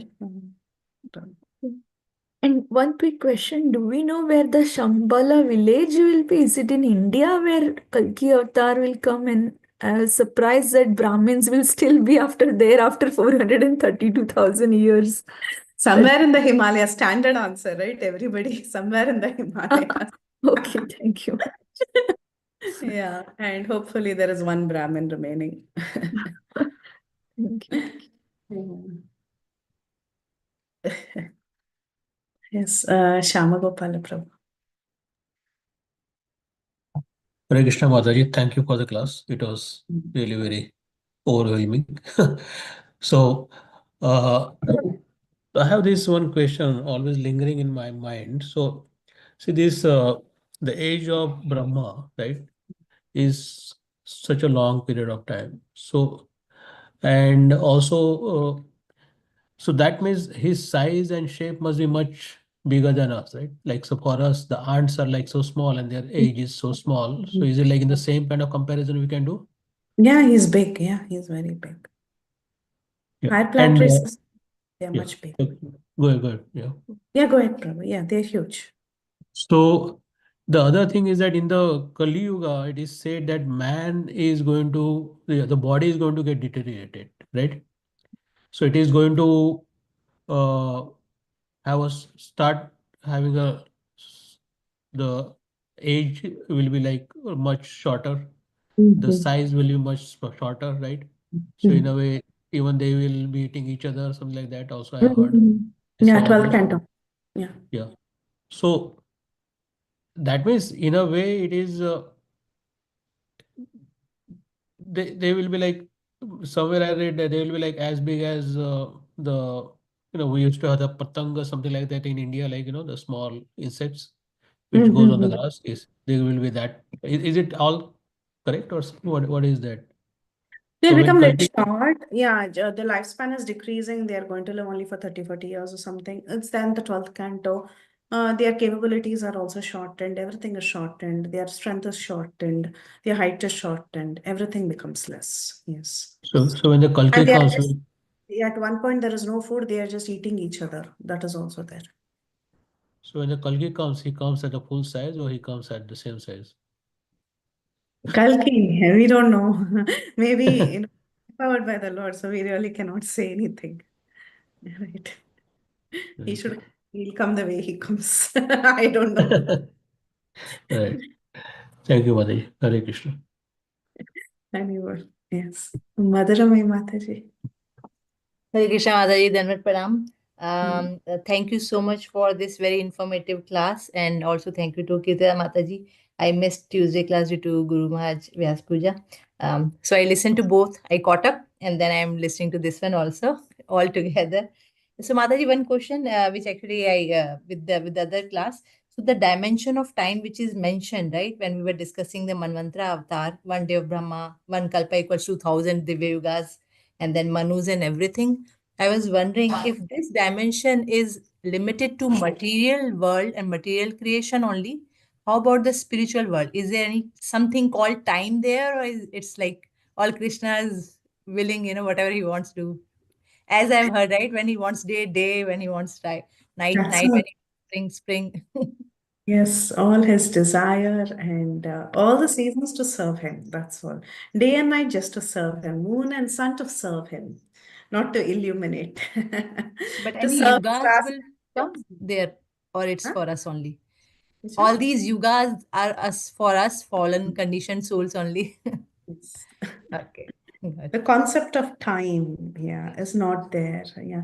Meaning here in this material world, time is deteriorating. That is any object or anything over a period of time, it gets, there is a deterioration factor in this world. The time there in the spiritual world works at a different level. It is all there to serve the Lord. If the Lord wants Rasa Leela, there is a moon. If the Lord wants to go and take the cows out, there is the sun. If Lord wants spring, there is spring. Yes. Thank you so much, Mataji. Haribol. Nisha Mataji. Hare Krishna Mataji. Thank you so much for such a nice class. Mataji, I'm just putting up question of Bimal Prabhu. He was asking to explain where the causal ocean Oh, is yeah. located. I was asked to address this. Sorry, I forgot. So the causal ocean, after the material world, you have the causal ocean. After that, you have the spiritual sky and the spiritual planet. So the causal ocean is like an intermediary portion between separating the material world and the spiritual sky. Okay, like you can see Goloka chart. Now I can show you that if that helps. I mean, just to get a visual understanding. This Goloka chart is a useful one. Believe me, throughout Bhagavatam, it will be very useful for us to just put into perspective where things exist in this world. So let me just share screen as is and share my desktop. Oh no, I'll share applications. Here. Is it right, Mataji? Karnataka Vishnu creates causal ocean. He lies on the causal ocean. Yes, the causal ocean is created from his sweat. He's created by him, isn't it, Mataji? Yes, the causal ocean is created from his sweat, according to some accounts. Okay. So here, where is this? So here it's too tiny, right? Let's see if I can get a big one. I have a chart at home. Should I bring that? But I can't show that here. If possible, you think I can focus nicely? You can zoom this. This one? Maybe take a different image. This image will work better. Or take this another one. No, these are all sales. Yeah.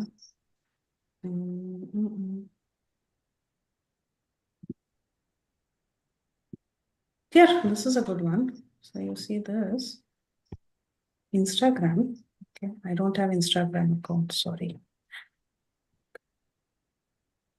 See, you see, this is a good idea actually. Look at this.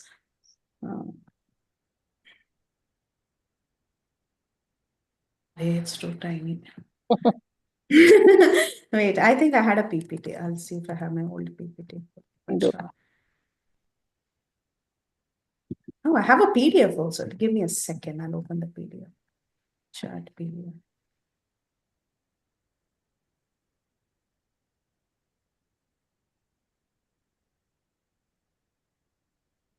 Sorry. No, it's still showing internet only. Wait, Mataji, let me see if I can share. Wait, I have to take host back. Okay, I think I got one seminar. Okay, yeah, if you can share, that's great. You have the PDF saved, Mataji? I think I had it in my drive. If I see my... This works? Sure. Am I still sharing the screen or I should share the screen? No, I'm sharing it. Can you stop mine? Okay, your screen is, stop screen share. Okay. Yeah. Can I see yours? Yeah. Yeah, this is also fine. This is the old Goloka chart. Yeah, this is the old one. Yeah, that's okay. This part is the same. Yeah. So here is Karna Ocean, Garbhodakshay, the Karnodakshay Vishnu, you see he's lying here. And then on top, there is the Brahmajyoti. Okay.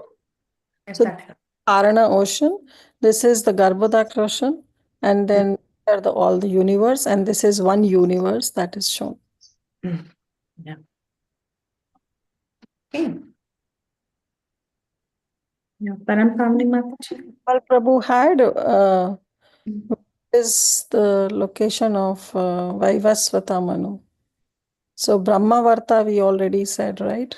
That was for Swayambhuva Manu, Mataji. Vaivasvata Manu, I don't know. I don't know. Yeah. Let's figure it out because he was born as the son of whom? In the beginning of the 9th canto, let's see, I'll go to Bhagavatam 9th canto. In the beginning of 9th canto, they are from the sun god, of course, Vaivasvata Manu comes, and then from Vaivasvata Manu, all his 10 sons, first 10 sons, they all come and they become kings of the earth, right? So, like you have this, all these famous kings. Let me read it directly from 9th canto. So, dynasties of the sons of Manu. After Sudyumna, after that guy comes, then this Shradadeva, the Vaivasvat Manu is also called as Shradadeva. Because he's son of Vivasvan, he's called as Vaivasvata Manu. He did a yajna. See, I'll show you this, just his introduction in Bhagavatam. His introduction in Bhagavatam says he did a yajna on the banks of the river Yamuna to have sons. So here is this Bhagavatam.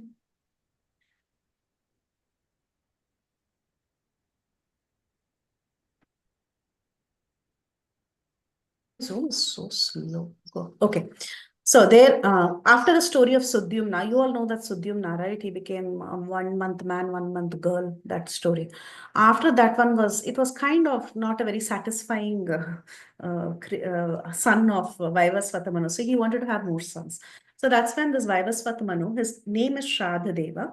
So what he did was he worshipped the Supreme Lord in the banks of river Yamuna. Vaivasvata Manu, being desirous of getting more sons, performed severe austerities on the banks of the river Yamuna for hundreds of years. And then he had many, many sons, first 10 sons, of which Prashuddha was the eldest, and then so on. All their stories are mentioned. The entire 9th canto is just the stories of the sons of Vaivasvat Manu. So you can say, yeah, he came and he performed austerities here, so he must have spent some time here. But where is he residing now? I really don't know. We don't know at all, actually. There is no mention of that. If someone finds it, do let us know. Okay. Maybe he's in the same location, Brahmavarta. I don't know. But if someone knows, let us know. Yeah, please let us know. We'll knock at his door. Yeah, we'll ask him questions.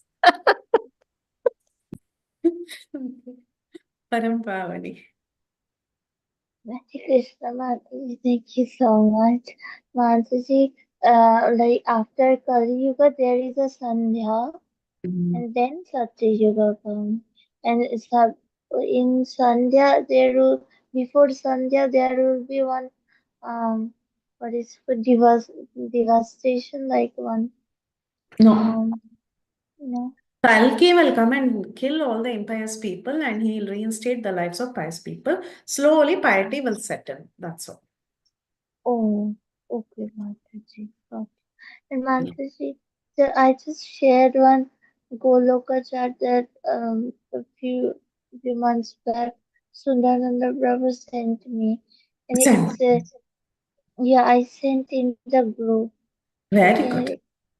Can you check if that, like, I have in 2 different devices that opens, like in my tab it opens like it's with high resolution, but in my phone it doesn't. So if it works for. Yeah, I'm seeing. Yeah, this is pretty good. Yeah, at least 1 point zoom is there in this. Yeah, I know it's so hard, right, to get full zoom, but at least little zoom is there. Yeah. Actually, in my drive, I do have the HD, I mean, the huge one. I'll see if I can open it. It looks good, Mataji, actually. We can expand it. Yeah, Thank you can do thank it you. on phone. Yeah, Yeah. thank you very much.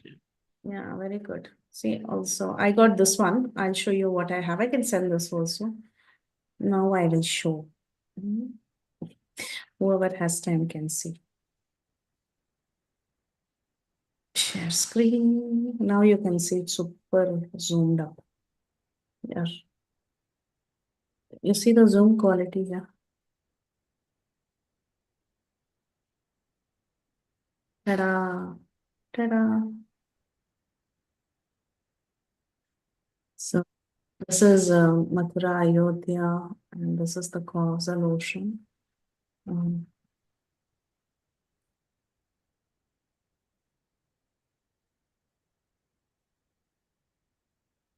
Nice. I'll send this also.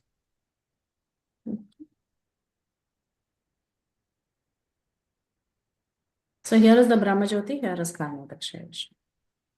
This is the picture she has sent.